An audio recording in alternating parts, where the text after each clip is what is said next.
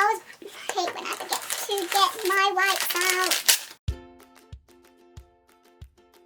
Hi guys, I do hope you're well. So today's video is going to be a review on the Maybelline Superstay 24-hour foundation. But before I start, make sure that you do like the video, subscribe to my channel and hit that notification bell to get notified every time I post. I am going to split the video into a couple of parts. I'm going to give you some product information, go into swatches, application, then I'm going to go into the pros and cons of the foundation. So the info, I am around the NC40. I have dry combo skin. At the moment my skin is super dry. I got the shade 36 Warm Sun. Online it does have a different name, I don't know why, but I did get the number 36. The price of this is £9.99, so nearly £10. You can buy this from Superdrugs and Boots, Feel Unique. There's many websites you can get this from. So now let's get into the swatches.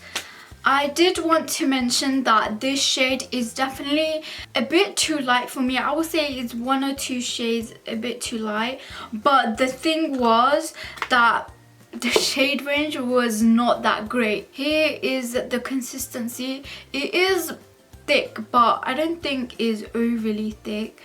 I'm just gonna blend it out and show you guys. This does settle down to a dark color. That's it right there.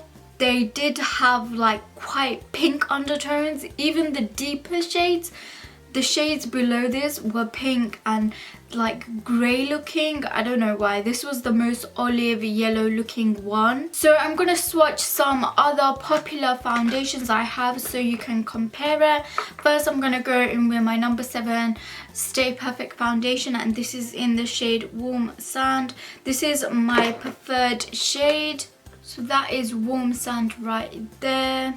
Then I'm going to go in with the Makeup Forever HD Ultra Stick, and this is in the shade Y405.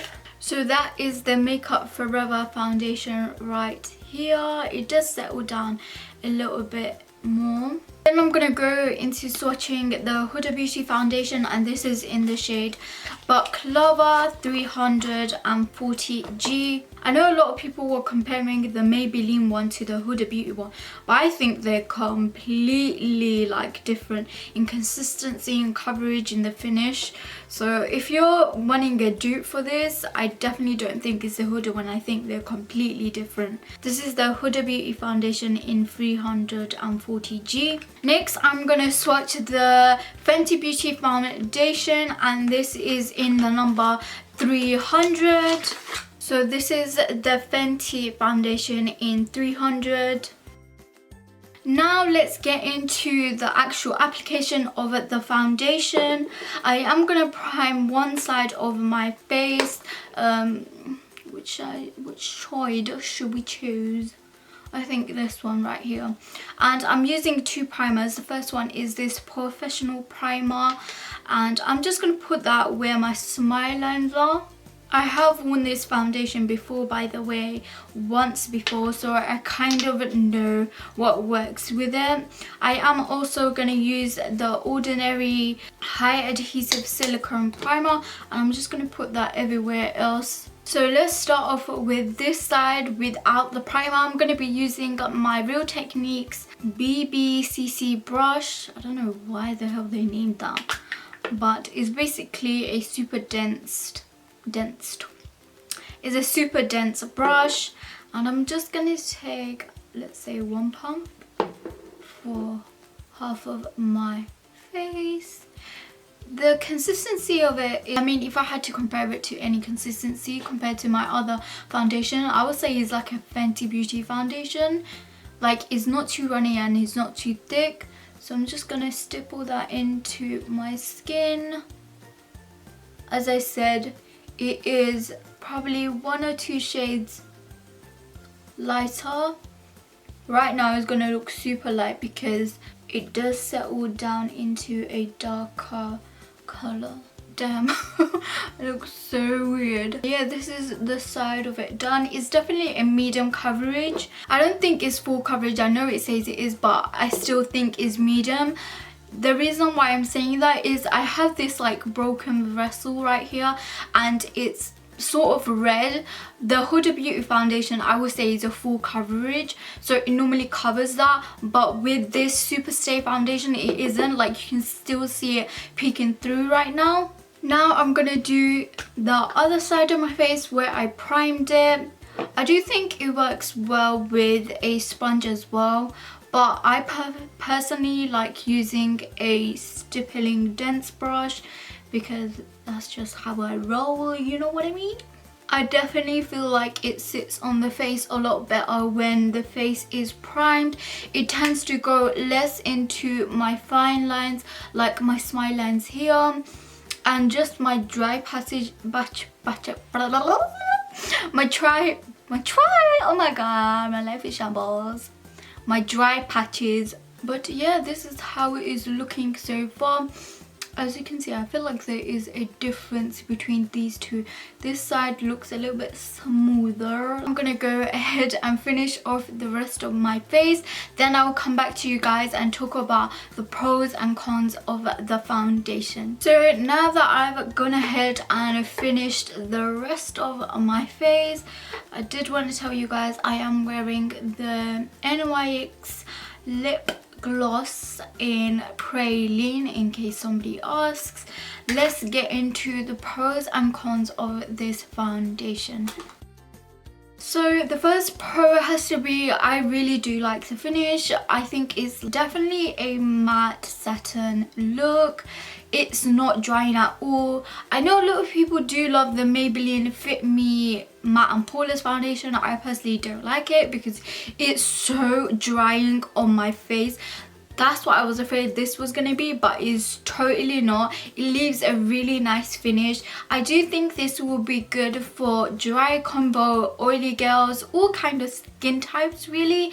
If you're super dry, you might need to prep your skin a little bit more. This is definitely a medium coverage, like I've said 100 times. It's not a full coverage, so if you're looking for something that's gonna cover everything, this is probably not it. But the good thing about it is it's still buildable. You can build it up. I would say a good 3 layers, and then after that I don't think it really covers much. Another thing I would say is it does last throughout the day. It doesn't break down weirdly. At the end of the day, a little bit oil does come through, but it's nothing major. But it does still look good after a couple of hours. I don't know about the 24-hour claim, you know. I don't know about that. Now going on to the cons, the major con has to be the shade range.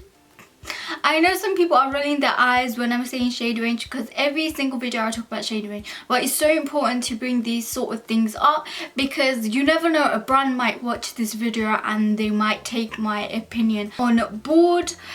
I think they don't have enough yellow, olive shades, brown friendly shades, to be honest. I don't know why brands do this. Why are they orange, like the fluorescent orange, like sis? Every single other one below this, in my opinion, it was a bit too orange for me. Like, I didn't want to look like another sequel of Donald Trump, so I just went for this shade in particular. The other shades were quite pink even, and it wasn't gonna work for me. Pink and brown, they don't go together. It's just gonna look like Ash Central. I do think you definitely need a primer with this because it can go into fine lines. It does need a little bit of powdering because it does transfer. There's nothing major. It looks really good on camera. You can even see. The only thing is that I still think the shade is kind of off for me, but if they did have my shade, I would 100% wear this nearly every other day because it does remind me of the Fenty foundation. I don't know why people are saying it reminds them of the Huda Beauty because it really isn't anything like the Huda Beauty foundation. It's more like the Fenty one in terms of the finish, like it's a satin matte finish, even the texture, even the coverage. I think it's similar to the Fenty one anyway, that is my opinion. But let me show you the swatches quickly. This is all of them right now. As you can see, compared to the beginning of the video, it definitely did settle into a darker color. Even the foundation right here, it did set a little bit darker. But that is the video pretty much done. I think I addressed everything. I do hope you like the video. Make sure that you do like, comment, and do subscribe to my channel, and I'll see you guys in one of my next videos.